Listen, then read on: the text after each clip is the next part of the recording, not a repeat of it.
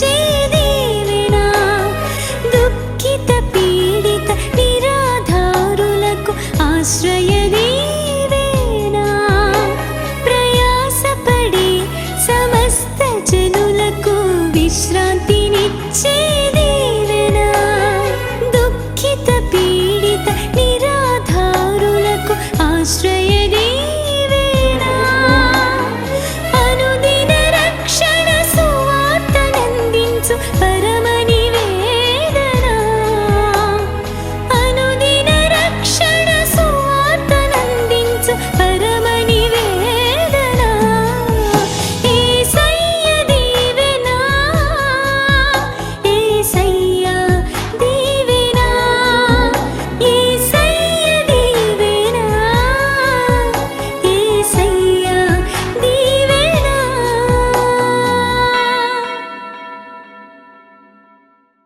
దేవుని వాక్యంలోని కొన్ని మాటలు మనం ధ్యానిద్దాం. మనందరికీ బాగా పరిచయం వచ్చినాం. అపోస్తలుడైన పౌలు కొరింథీయులకు రాసిన 2వ పత్రిక 5వ అధ్యాయం 17వ వచనం. ఇదందరికీ బాగా కంఠస్థమైపోయిన మాట. కాగా ఎవడైనను క్రీస్తునందున్న ఎడల నూతన సృష్టి, పాతివి గతించెను, ఇదిగో క్రొత్తవయెను. ఎక్కడుంటే? మందిరంలో ఉంటేనా? ఇంట్లో ఉంటేనా? ఆఫీసులో ఉంటేనా? ఎక్కడంట?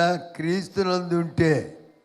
ఎవడైనను క్రీస్తునందున్న ఎడల వాడు నూతన సృష్టి, పాతివన్నీ గతించిపోతాయంట. క్రీస్తులోనికి రాకపోతే పాతివి అలాగే ఉంటాయి, అవి మనల్ని వెంబడిస్తూనే ఉంటాయి. కానీ క్రీస్తులోనికి వస్తే పాతివన్నీ గతించిపోతాయి, క్రీస్తు మాత్రమే మనతో ఉంటాడు. దేవునికి స్తోత్రం కలుగాక. హల్లెలూయా. కాగా ఎవడైనను క్రీస్తునందున్న ఎడల వాడు నూతన సృష్టి. మారిపోతాడు, ప్రవర్తన మారిపోతుంది, క్రియలు మారిపోతాయి, తలంపులు మారిపోతాయి, ఉద్దేశాలు మారిపోతాయి. ప్రార్థన జీవితంలో నూతనపరచబడతారు, దేవుని కొరకు గొప్ప కార్యాలు చేస్తారు. నూతనమైన స్వభావం, నూతన ప్రవర్తన, నూతన కార్యాలు ముందుకు సాగే అవకాశం రావాలంటే క్రీస్తునందు ఉండాలి. క్రీస్తునందు ఉంటేనే ఈ కార్యాలన్నీ జరుగుతాయి. క్రీస్తు వెలుపటి ఉంటే మనం ఏం చేయలేం. కానీ అది నూతన సృష్టిగా మనం మారాలి అంటే, మనం నూతన పరచబడాలి అంటే క్రీస్తునందు ఉండాలి. గత సంవత్సరం అంతా నీ యొక్క స్థితి ఎలా ఉందో తెలియదు, కానీ మనకు నూతన సంవత్సరాన్ని దేవుడు మనకిచ్చిన ఈ గొప్ప అవకాశాన్ని బట్టి మనం ఒక నూతన సృష్టిగా ఉండాలని పరిశుద్ధాత్మ దేవుడు కోరుతూ ఉన్నాడు. మన మనసంతా నూతనపరచబడాలి, క్రియలు నూతనపరచబడాలి, మాటలు నూతనపరచబడాలి, ప్రవర్తన నూతనపరచబడాలి. ప్రతి విషయంలో కూడా మనం నూతనపరచబడిన జీవితం కావాలి. ఎప్పుడంటే క్రీస్తునందు ఉంటే. కనుక మనం ఎక్కడున్నా? క్రీస్తులో ఉన్నామా? క్రీస్తుని ధరించుకున్నామా? క్రీస్తుని కలిగి ఉన్నామా? క్రీస్తు కొరకు జీవిస్తున్నామా? నువ్వు నూతన సృష్టి అయిపోతావు. దేవునికి స్తోత్రం కలుగాక. హల్లెలూయా.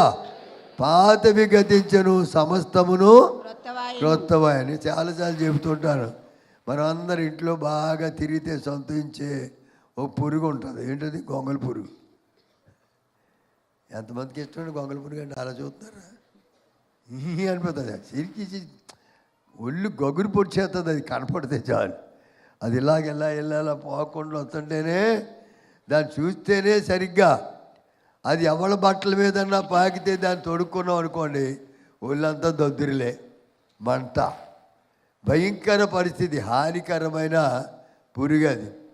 మంచిగా చిగురుతున్నటువంటి చిగురులన్నీ కొరికి మొక్కలు పాడు చేసేస్తుంది అది. అదే కాకుండా అది మట్టిలోనే ఉంటుంది, అలాగే తిరుగుతుంది. చాలా మనకి ఎక్కడన్నా ఎక్కువ చూడాలంటే మునగ చెట్లు పట్టుకుంటుంది. అది చాలా భయంకరమైన పురుగుగా దాన్ని చూస్తేనే అసహించుకుంటాం.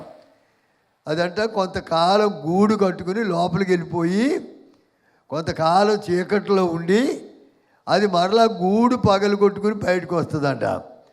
అది వచ్చిన తర్వాత సీతాకోకచిలుగ్గా మారిపోద్ది. పంచరంగులు, దాని అందమే వేరు, దాని యొక్క పరిస్థితి వేరు. ఆ పురుగు ఇది అది కొట్టి తినేది వారి మీద హానికరంగా ఉండకుండా పువ్వుల మీద వారి మకరందాన్ని తీసుకుని చాలా చక్కగా మరి అది జీవిస్తూ ఉంటుంది. దాన్ని చూస్తేనే చాలా ఆనందం మరి కదా. మరి అది పురుగుని పట్టుకోలేము, కానీ సీతాకోకచిలుకగా మారిన తర్వాత అది నా చేతిలోకి వస్తే బాగుండు, నా భుజం మీద వెళ్తే బాగుండు, తల మీద ఎక్కితే బాగుండు. ఎందుకు? దానికి ఉన్న ఆకర్షణీయమైన పరిస్థితి అది. అది చూడముచ్చడిగా ఉంటుంది. దానిలో గొప్ప మార్పు ఉంది. అది పురుగుగా ఉన్నప్పుడు నువ్వు అసహించుకున్నావు. అది నూతన సృష్టిగా మారిన తర్వాత దాన్ని చూస్తేనే అనేక మంది ఆకర్షించుకుంటారు, అందరూ ఆకర్షించబడతారు దానికి. కాబట్టి మన యొక్క జీవితం కూడా ఒకప్పుడు గొంగళి పురుగులాగా అనేక మందికి హానికరంగా, అనేక మంది అసహ్యకరంగా, అనేక మంది పట్ల అసభ్యంగా ఒకవేళ ప్రవర్తిస్తే, నీవు నూతన సృష్టిగా ప్రభువునందు ఉంటే నూతన సృష్టిగా మారుతావు. ఒక సీతాకోకచిలుక వలె అనేక మందికి ఆకర్షణీయంగా ఉంటావు. దేవుని స్తోత్రం కలుగాక. హల్లెలూయా. ప్రతి విశ్వాసి కూడా ఒక నూతన సృష్టిగా ప్రభునందు ఉన్నవారు ఎలా ఉండాలి? సీతాకోకచిలుకలాగా మారిపోవాలి. సీతాకోకచిలుక స్వభావం రావాలి. దాని తిండి వేరు, దాని పరిస్థితి వేరు. అది చక్కగా మకరందాన్ని తీసుకుంటూ అది జీవిస్తూ ఉంటుంది. కనుక మనం కూడా తేనె కంటేను జుంటె తేనె దారుల కంటేను మధురాతి మధురమైన దేవుని వాక్యాన్ని తిని బ్రతుకుతాం క్రీస్తునందు ఉంటే. దేవునికి స్తోత్రం కలుగాక. హల్లెలూయా. పాడు తిండికి వెళ్ళాం, పాడు త్రాగుడికి వెళ్ళాం, పాడు చెడు కార్యక్రమానికి వెళ్ళాం. అది సీతాకోకచిలుక చేసే పని ఏంటంటే పవిత్రమైన ఆ యొక్క తేనెను తాగుతూ ఉంటుంది పువ్వుల్లో ఉన్న ప్రతి మకరందాన్ని. కాబట్టి మన జీవితం కూడా మరి సీతాకోకచిలుక వంటి ఒక నూతనమైన స్వభావం కలిగిన వారుగా ఉండాలని, నూతన సృష్టిగా మారాలని దేవుడు మన పట్ల ఆశిస్తున్నాడు. దేవుడికి స్తోత్రం కలుగాక. అందరు గట్టిగా స్తోత్రం చెప్తారా? హల్లెలూయా. కాబట్టి ప్రతి ఒక్కరు కూడా నూతన సృష్టిగా మారిపోవాలి. అనేక మందిని ఆకర్షించుకునేవారిగా ఉండాలి. దేవా నువ్వు నన్ను ఆకర్షించు, నేను ఆకర్షించబడతానంటాడు భక్తుడు. ఆకర్షణీయం. అనేక మందిని ప్రభు దగ్గరికి ఆకర్షించే స్వభావం కావాలంటే క్రీస్తునందు ఉండాలి, క్రీస్తులో ఉండాలి, క్రీస్తుని ధరించుకోవాలి, క్రీస్తు కొరకు జీవించాలి. అటువంటి వారే నూతన సృష్టి. వారి వల్లనే అనేక మంది ప్రభుతో ఆకర్షించబడతారు. దేవుని స్తోత్రం కలుగాక. హల్లెలూయా. యెషయా ప్రవచన గ్రంథంలో 43వ అధ్యాయం 18-19 వచనాలు. మునుపటి వాటిని జ్ఞాపకం అది మునుపటి వాటిని జ్ఞాపకం చేసుకోకండి. ఏం చేశారు? సంగతులను తలంచుకోండి. మునుపటి కథ ఏంటో, మునుపటి జీవితం ఏంటో, మునుపటి పరిస్థితులు ఏంటో అవన్నీ మర్చిపోవాలంట. నూతన సృష్టిగా అయిన తర్వాత అవన్నీ వదిలేయాలి. పాతవన్నీ గతించిపోవాలి. నీ పాత అలవాట్లు, నీ పాత తలంపులు, పాత ఉద్దేశాలన్నీ విడిచిపెట్టేయాలి అని ఏమంటున్నాడు ఇక్కడ? మునుపటి వాటన్నిటినీ జ్ఞాపకం చేసుకొనకుడి. ఇంకొద్దాయి చాలండి, ఎంతవరకు చేసినాయి. జ్ఞాపకం చేసుకొనకుడి. పూర్వకాలపు సంగతులను తలంచుకోకండి. అదే తలంచుకుంటూ అయ్యే అంతమానం ఆలోచిస్తూ వాటి కొరకే పరిస్థితులన్నీ అలాగ ఉంచుకుంటే కుదరదు. కానీ వాటన్నిటిని తలంపులన్నీ వదిలిపెట్టేయండి. పాత స్వభావం విడిచిపెట్టండి, పాత మనసు విడిచిపెట్టండి, ఆలోచనలన్నీ విడిచిపెట్టండి. పాతవి నూతన పరచబడాలంటే ఏమంటున్నాడు ఇక్కడ? ఇదిగో నేను ఒక నూతన క్రియ చేయుచున్నాను. ఇదిగో నేను ఒక నూతన క్రియ చేస్తున్నాను. ఇప్పుడే అది మొలచును. ఇప్పుడే అది మొలుస్తుంది. దాన్ని ఆలోచింపరా అని ఆలోచింపరా. నేను అరణ్యములో త్రోవ కలగ. చూడండి, అరణ్యములో నేను త్రోవను కలగజేస్తాను. అరణ్యం ఎలా ఉంటుంది? అల్లుకుపోయి ఉంటుంది.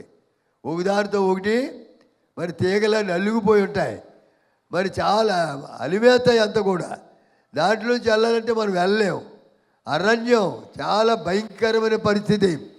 అటువంటి అరణ్యములో నేను త్రోవ కలుగజేస్తాను.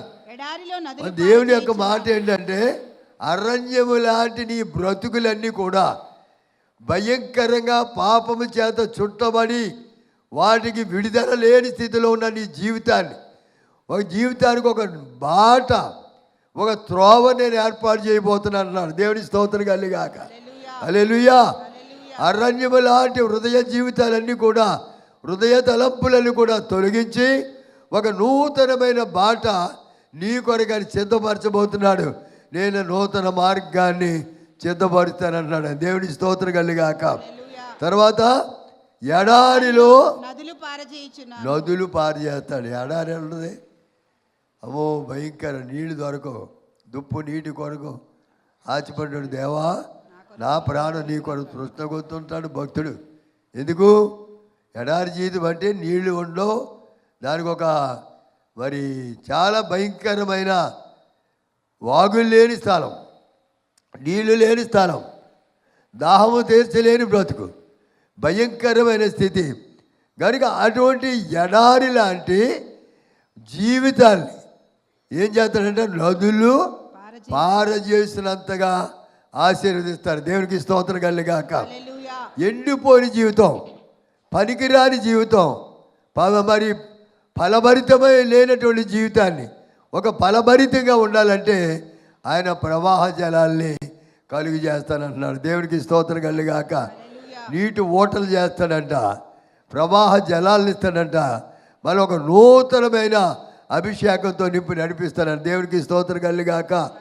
ఆరిపోయి ఎండిపోయి ప్రార్థన లేకపోతే దేవుని ఆశీర్వాదం లేకుండా ఎంత భయంకరమైన స్థితిలో గత సంవత్సరాల్లో నలగొట్టబడి ఆరిపోయిన బ్రతుకులతో ఉన్నావో, మరి దేవుడు అంటాడు ఈ నూతన సంవత్సరంలో నేను ఏం చేయబోతున్నాను?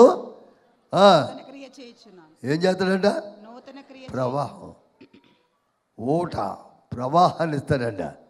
అదే కాదు, దేవుని యొక్క వాక్యం ఉంది కదా, మలకీ గ్రంథంలో, యెషయా గ్రంథంలో అంటాడు కదా, ప్రజలంట ప్రవాహము వలె దేవుని మందిరానికి వస్తారంట. దేవునికి స్తోత్రం కలిగాక. ఈ నూతన సంవత్సరంలో ఒక సీతాకోక సిలికి వలె నువ్వు మారిపోయి అనేక మందికి ఆకర్షణీయంగా ఉంటే నిన్ను బట్టి అనేక మంది దేవుని మందిరానికి వస్తారు. ప్రవాహము వలె దేవుని యొక్క సన్నిధి నింపబడతా ఉంది. దేవునికి స్తోత్రం కలిగాక. ప్రవాహము కలిగిన ఆత్మ నింపుదల సంఘములో దింపబోతున్నాడు. కనుక ఎడారిగా ఉన్న బ్రతుకులన్నీ కూడా ఆయన నూతనపరిచి ఒక ఫలభరితమైన జీవితాన్ని దేవుడు మనకి ఇవ్వబోతున్నాడు. దేవుడికి స్తోత్రం కలిగాక. సంతోషంగా వారు దేవుని స్తోత్రం చెల్లిద్దాం. హల్లెలూయా. కాబట్టి అన్నీ జరగాలి అంటే దేవుని వాక్యం ఏం చెబుతుంది? యెహెజ్కేలు గ్రంథంలో మనం చూస్తే 18:37 మాట రాయబడి ఉంది. మీరు జరిగించిన అది మీరు నూతనపరచబడాలంటే జరిగించిన అక్రమ క్రియలన్నీ విడిచిపెట్టేయాలి. పాత సంవత్సరంలో ఏ అక్రమంగా జీవించే, అన్యాయంగా జీవించే, ఏ యొక్క అవిధేయతగా జీవించే, ఎక్కడ దేవునికి అవిధేయంగా జీవించావో ఆ జీవితాన్ని విడిచిపెట్టి నువ్వు నూతనపరచబడాలని దేవుడు కోరుతున్నాడు. ఏమన్నా అక్రమ క్రియలన్నీ విడిచిపెట్టి నూతన హృదయం, నూతన బుద్ధియు తెచ్చుకొనుడి. ఏంటంట? నూతన బుద్ధియు తెచ్చుకొనుడి. ఇశ్రాయేలులారా మీరెందుకు మరణము నొందుదురు? క్రియలు మారినందువల్ల, బ్రతుకులు మారినందువల్ల అనేక మంది మరి ఎంతో మేము విశ్వాసులు అండి, గొప్పవాళ్ళు అండి, ఇంత చేశాను ప్రార్థన, అంత చేశానండి, జీవితాలు కొన్ని చల్లారిపోతున్నాయి. ఆత్మీయమైన మరణం వచ్చేస్తుంది. ఆత్మీయంగా ఎదుగుదల లేకుండా అయిపోతున్నాం. ఆత్మీయమైనటువంటి మరి ఎదుగుదల లేకపోతే దేవుని యొక్క సన్నిధిని మనం అనుభవించలేము. దేవునికి స్తోత్రం కలిగాక. అయ్యగారి మరి ఈ యొక్క సంవత్సరం అని ఇచ్చిన వాగ్దానం ఏంటి? మహాభివృద్ధి అంట. మహాభివృద్ధి పొందాలంటే ఏం చేయాలి? అతిక్రమాలను విడిచిపెట్టేయాలి, పాప జీవితాన్ని విడిచిపెట్టాలి, పాత జీవితాన్ని విడిచిపెట్టాలి. కనుక నూతనపరచబడే అనుభవంలోనికి రావాలి. కనుక అప్పుడు ఏం జరుగుతుందంట? అరణ్యములో త్రోవ కలిగి చేస్తాడంట. ఎడారిగా ఉన్న ఎండిపోని స్థలాన్ని మరలా మరి చిగురింపజేస్తాడు. దేవునికి స్తోత్రం కలిగాక. హల్లెలూయా. కనుక ప్రవాహ జలాల్ని ఆయన నింపి అద్భుతాలు చేసే దేవుడిగా దేవుని వాక్యలు మనం చూస్తున్నాం. యెహెజ్కేలు గ్రంథం 11:19 మరొక మాట చెప్తాడు. వారు నా కట్టడలను నా విధులను అనుసరించి గైకొన్నట్లు నేను వారి శరీరములో నుండి రాతి గుండెను తీసివేసి వారికి మాంసపు గుండెను ఇచ్చి వారికి ఏక మనసు వారికి ఏక మనసు కలుగు చేతును. దేవునికి స్తోత్రం కలిగాక. భేదాలు లేని మనసు కావాలంటే మన యొక్క జీవితంలో మారు దేవుని కట్టడలు అనుసరించాలి, దేవుని యొక్క మాట ప్రకారంగా జీవించాలి, దేవుని వాక్యానుసారిగా జీవించాలి. ఏమంటాడైనా, వారు నా కట్టడలను నా విధులను అనుసరించి గైకొన్నట్లు నేను వారి శరీరంలో వారి శరీరముల నుండి రాతి గుండెను తీసివేసి రాతి గుండెని తీసేస్తాడంట. మాంసపు గుండెని ఇచ్చి కఠిన హృదయాన్ని తొలగించి మెత్తని మాంసపు హృదయాన్ని దేవుడిస్తానని చెప్తున్నాడు. అప్పుడు వాళ్ళు ఏం చేస్తారు? మాంసపు హృదయం ఉంటే అందరూ ఒకటని, ఏ భేదం లేకుండా దేవుడి కొరకు ఏక మనస్కులై కలుగు చేసి జీవించడానికి అవకాశం కలుగుతుంది. దేవుడి స్తోత్రం కలిగాక. హల్లెలూయా. స్త్రీలని, పురుషులని, లేకపోతే చిన్నోళ్ళని, పెద్దోళ్ళని ఏ భేదం ఉండదు. పాపం చేయడంలో భేదం లేదండి, ఏ భేదం లేదు. అందరూ పాపం చేసి దేవుడు అనుగ్రహించే మహిమను పొందలేకపోతున్నారు. ఏం పాపం చేయడంలో భేదం లేదంట. కట్టు భేదం ఉంది, జుట్టు భేదం ఉంది, బొట్టు భేదం ఉంది, అన్నీ ఉన్నాయి. పాపం మాత్రం అందరూ ఒకే రకం చేస్తాడు, కానీ అక్కడ భేదం లేదు. కానీ ఇక్కడ భేదాలు లేకుండా జీవించే బ్రతుకు కావాలంటే మాంసపు హృదయం మీకు ఇస్తాడంట. దాని ప్రకారంగా మీకున్న క్రియలన్నీ కూడా, చెడు క్రియలు విడిచిపెట్టి నూతనపరచబడి ప్రభు కొరకు జీవిస్తే అటువంటి వారిలో ఐక్యత, సమాధానం, ప్రేమ, అనురాగాలు పెరిగిపోతాయి. దేవునికి స్తోత్రం కలిగాక. ఎవరిలో జరుగుతాయి? క్రీస్తునందున్న వారిలో. క్రీస్తునందున్న వారికి నూతన సృష్టి, నూతన స్వభావం కనుక అటువంటి నీతిగా ఉండాలని పరిశుద్ధాత్మను కోరుతున్నాడు. యెహెజ్కేలు 36:26 అంటాడు కదా, నూతన హృదయం మీకు ఇచ్చేదను, నూతన స్వభావం మీకు కలుగు చేసేదను, రాతి గుండె మీలో నుండి తీసివేసి మాంసపు గుండె మీకు ఇస్తాను. రాతి గుండె తీసేస్తాడు. నువ్వు క్రీస్తులోకి వచ్చేస్తే చాలు, ఎంత కఠినైనా మారిపోతాడు. క్రీస్తులోనికి బాప్తిజం పొందితే, క్రీస్తులో జీవిస్తే, క్రీస్తు కొరకు జీవిస్తే, క్రీస్తు వాక్యం నీలో ఉంటే నీ హృదయం కరిగిపోతుంది. మరి నలిగిన హృదయంతో దేవుని ఆనందిస్తావు, అనేక మందిని ఆకర్షించుకుంటావు. దేవుని స్తోత్రం కలిగాక. హల్లెలూయా. కనుక మనం అందరం కూడా సీతాకోకళ్ళ చిలుకలు లేక మారిపోతే అనేక మందిని ప్రభు దగ్గరికి ఆకర్షింపజేయగలుగుతాం. దేవునికి స్తోత్రం కలిగాక. అందుకని కీర్తనగాడు అంటాడు కదా, భక్తుడైన దావీదు మహారాజ్. చూడండి ఒక్కసారి 51వ కీర్తన 10వ వచనం. ఎంత మహారాజు అండి, గొప్ప పరిపాలకుడండి, దేవుని యందు భయభక్తులు గలవాడు. ఈ వ్యక్తి అంటాడు ఇక్కడ దేవుని సందులో, చూడండి, దేవా నా యందు శుద్ధ హృదయము కలుగు చేయము. అంటే ఇంకా నేను శుద్ధుడు కావాలి, ఈ రాజ్యం వెళ్ళటానికి పరిశుద్ధత కావాలి, ఈ ప్రజలు నడిపించడానికి కావాల్సిన శుద్ధ హృదయం నాకు దయచేయి. ఇంకా ఏమంటాడండి? నా అంతరంగములో స్థిరమైన మనస్సును చూడు, మా అంతరంగములో స్థిరమైన మనసు నూతనముగా పుట్టించుము. నూతనముగా ఏం చేయాలంట? నా అంతరంగములో స్థిరముగా, దేనముగా ఉండే మనసు, తగ్గించుకునే మనసు, స్థిరమైన మనసు నాకు నూతనంగా పుట్టించు. కనుక రాజని, నేను గొప్పని, నేనుగా మరి రాజ్యాన్ని వెళ్తున్నాను, వీళ్ళందరూ నా కిందే ఉన్నారు కనుక నేను అవునంటే అవును, కాదంటే కాదనకుండా మహారాజు యొక్క పరిపాలన ఆయన అంటాడు, నా యొక్క జీవితంలో నూతన మనసు కావాలి, ఇంకా నూతన స్వభావం కావాలి, నాకు తగ్గింపు జీవితం కావాలి, ఈ ప్రజల్ని ఏలటానికి తగిన మంచి మనసు నాకు కావాలి, అందరూ మరణాలు పొందాలి, నా మరణం అందరూ పొందాలి. దేవునికి స్తోత్రం కలిగాక. అందరూ గట్టిగా దేవుని స్తోత్రం చెల్లిద్దామా? హల్లెలూయా. కనుక అది ఒకవేళ మీరు ఏ అధికారులు ఉన్నారో, ఏ ఆఫీసులో పెద్ద అధికారి కావచ్చు, కానీ నీ కింద వారిని కూడా చిన్న చూపు చూడకుండా వారిని ప్రేమతో ఆకర్షించుకుంటే నిన్ను గౌరవిస్తూ గణపరుస్తారు. దేవునికి స్తోత్రం కలిగాక. అందరూ దేవుని స్తోత్రం చెల్లిద్దాం. కాబట్టి ప్రతి వారు కూడా మన జీవితాల్లో ఒక నూతనమైన మార్పు ఈ నూతన సంవత్సరంలో కావాలని పరిశుద్ధాత్మ దేవుడు కోరుతున్నాడు. కాబట్టి ఇక ఎఫెసీ పత్రిక 4:23 వచనంలో అపోస్తలుడైన పౌలు మరి ఎఫెసీ సంఘానికి రాస్తూ ఈ మాటలు చెప్తున్నాడు. దయచేసి మీ చిత్త వృత్తి యందు, అంటే వీరు చేసే పనిలో, వీరు చేసే వ్యాపారంలో, చేసే వ్యవసాయంలో, చేసే వృత్తిలో ఉద్యోగంలో ఏదైనా మీ చిత్త వృద్ధి యందు నూతన పరచబడిన వారై ఎలా ఉండాలి? నూతన పరచబడిన వారై నీతియు నీతి యథార్థమైన భక్తియు గలవారై గలవారై దేవుని దేవుని పోలికగా సృజింపబడిన నవీన నవీన స్వభావము ధరించుకొనవలెను. దేవుని స్తోత్ర. హల్లెలూయా. హల్లెలూయా. చిత్తవృత్తి యందు జాగ్రత్త కలగాలి, నూతనపరచబడాలి. నీతి యథార్థమైనటువంటి భక్తియు గలవారే దేవుని పోలికగా సృష్టింపబడాలి. దేవుని యొక్క పోలిక కలిగిన వాడు ఏం చేస్తారంట? నవీన స్వభావం ధరించుకుంటారంట. నూతన స్వభావం, నూతన ఆలోచన, నూతన క్రియ, నూతన ప్రార్థన జీవితం మనలోకి రావాలంటే మన చిత్త వృత్తి అందు మనం జాగ్రత్తగా ప్రభువులో ముందుకు సాగాలి. దేవునికి స్తోత్రం కలుగాక. హల్లెలూయా. మరి దేవుని వాక్యం అనేక చోట్ల అనేక రకాలుగా రాయబడింది.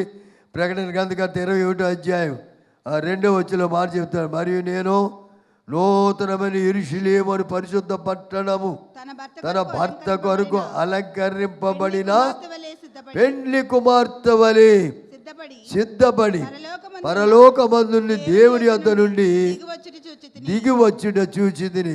భక్తుడైన యోహాను గారు పద్మసు దీపములో పరవాసిగా కొనబోబడినప్పుడు ఎన్నో పరీక్షలలో నిలబడ్డాడు. ఆయన కాగుతున్న నీటిలో వేసి నూనెలో వేసారంట ఆయన, కానీ వేగిపోలేదు. నూనె చల్లారింది కానీ మామూలుగా ఉన్నాడు. ఏ చిన్న గాయం రాలేదు, పొక్కులు రాలేదు. ఏదైనా నూనె చెదిరి పడింది అనుకొని బొబ్బలు వచ్చేస్తాయి. కానీ మహాభక్తుడు ఆ నూనె కాగులు వేసినా కూడా ఏం చేయలేకపోయింది. దేవుని యొక్క శక్తి చేత నింపబడిన గొప్ప దైవజనుడు ఆయన చెప్తున్న సాక్ష్యం ఏంటంటే, ఆయన దర్శనాలు చూస్తున్నాడు. దేవుడు జరిగించబోయే ప్రతి కార్యాన్ని కూడా ఆయనకు బయలుపడుతున్నాడు దేవుడు. ఆయన అంటున్నాడు కదా, మొదట వచ్చి ఏమంటాడు? అంతటా నేను కొత్త ఆకాశం కొత్త భూమిని చూచి తిని, మొదటి ఆకాశం మొదటి భూమి గతించిపోయిను, సముద్రం ఇక లేదు.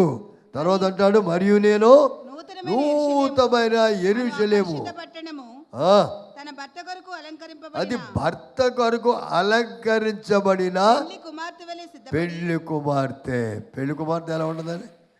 అబ్బో, ఆవిడ తయారు చేయడానికి పేరెంటాలు ఆడవిడ ఎక్కువైపోద్ది, చుట్టూ చేరిపోతారు. కానీ చాలా ఆడవిడి కనుక పెళ్లి కుమార్తె నిష్కలంకురాలుగా పవిత్రురాలుగా ఆయన చూడ మరి ఆకర్షణీయంగా ఉన్నట్లుగా తయారై ఎలాగైతే ఉంటుందో దేవుని సంఘమైన మనం కూడా ఆ విధంగా ప్రభు కొరకు సిద్ధపరచబడి ప్రభు యొక్క పెళ్లి కుమారుని యేసు వచ్చినప్పుడు ఆయన ఎదుర్కొనేవారుగా మనం అలంకరించుకోవాలి. దేవుని స్తోత్రం కలుగాక. మనమంతా ప్రదానం చేయబడ్డాం. మరి పెళ్లి కుమారుడు రాబోతున్నాడు వివాహం కొరకు. ఆ వివాహ మహోత్సవంలో మనందరూ కూడా పాలు పొందబోతున్నాం. ప్రతి ఒక్కరు కూడా మనం అలంకరించుకొని ప్రభు రాజ్య వ్యాప్తి కొరకు జీవించవలసిందిగా దేవుని వాక్యం చదివిస్తుంది. కనుక ఎలాగే ప్రవేశిస్తారు, ఏం జరుగుతుందని చూస్తే, ఒకడు క్రొత్తగా జన్మించితేనే కానీ దేవుని రాజ్యమును చూడడు అని ప్రభు యేసుక్రీస్తు ఆ నికోదేముతో మాట్లాడుతున్న మాట. నికోదేము అంటాడు, అయ్యా మరి ముసలివాడైనాడు, అయిన వాడు ఎలాగొచ్చి తల్లి గర్భంలో మరలా ప్రవేశించగలడని చెప్పినప్పుడు ఒకటి నీటి మూలముగాను ఆత్మ మూలముగాను మరి చేయాలని దేవుని వాక్యం మనం చూస్తున్నాం. కనుక మరి నీటి మూలంగా ఇంకా ఎంతమంది బాప్తిసం పొందలేదో, ఎంతమంది రక్షణ పొందలేదో, ఎంతమంది ఇంకా ప్రభుకు మనసు ఇవ్వలేదో, పుట్టు క్రైస్తవుడుగా ఉండొచ్చు, మరి ఎంతో కాలం ప్రభు మందిరం రావచ్చు, ఇంకా నువ్వు రక్షణ పొందకపోతే ఇదే మిక్కిలి అనుకున్న సమయం, ఇదే గొప్ప రక్షణ దినం. ఇంత గొప్ప రక్షణ నిర్లక్ష్యం చేసిన ఎలా నువ్వు ఎలాగ తప్పించుకుంటావు? నిన్న నీది సున్నాలో కలిసిపోయింది, రేపు నీది కాదు. ఏదైనా ఉందంటే ఈరోజే. కానీ నీ జీవితాన్ని దేవుని సమర్పించుకొని దేవుని కుమారుడుగా కుమార్తెగా నువ్వు జీవించాలని దేవుని వాక్యం చదువుతాం కనుక. కాబట్టి ఇప్పుడు క్రీస్తు యేసులో ఉన్న వారికి ఏ శిక్షా విధి లేదని దేవుని వాక్యం శిక్షను తప్పించాలంటే రక్షణ పొందాలి. ఆ విధంగా రక్షించబడి దేవుని కుమారుడిగా కుమార్తెగా మీరు తీర్చిదిద్దబడాలని కోరుతున్నాను. యేసులోనికి బాప్తిసం పొందిన వీరందరూ క్రీస్తుని ధరించుకున్నారు. ఎంతమంది ఈ దినాన్ని క్రీస్తుని ధరించుకోవాలండి? నేను క్రీస్తుకి వెలుపటి ఉన్నాను, క్రీస్తులో ఉంటాను, క్రీస్తు కొరకు జీవిస్తాను, క్రీస్తు కొరకు బ్రతుకుతాను, నా మనసు మార్చుకుంటాను అని అనేవారు ఎవరైనా ఇంకా రక్షణ పొందకపోతే దయతో ఒక్కసారి మీ కుడి చేయి పైకెత్తండి. చిన్న ప్రార్థన చేద్దాం మీ కొరకు. పరమ తండ్రి, నిలబడిన ప్రతి ఒక్క బిడ్డను బట్టి వందనాలు ప్రభువా. నీ సన్నిధి కొరకు వందనాలు ఆయన. ఈ నూతన సంవత్సరంలో నూతన మనసు ప్రభు వారికి కలుగు చేసి నాయన వారి బాప్తిజం కొరకు సిద్ధపరిచినందుకు వందనాలు. త్వరగా రక్షణ పొంది నిత్యరాజ్యం కొరకు సిద్ధపడడానికి ప్రతి బిడ్డను ఆయతపరిచి మహిమ పొందండి. యేసు ప్రభు ద్వారా అడుగుతున్నాము తండ్రి, ఆమేన్.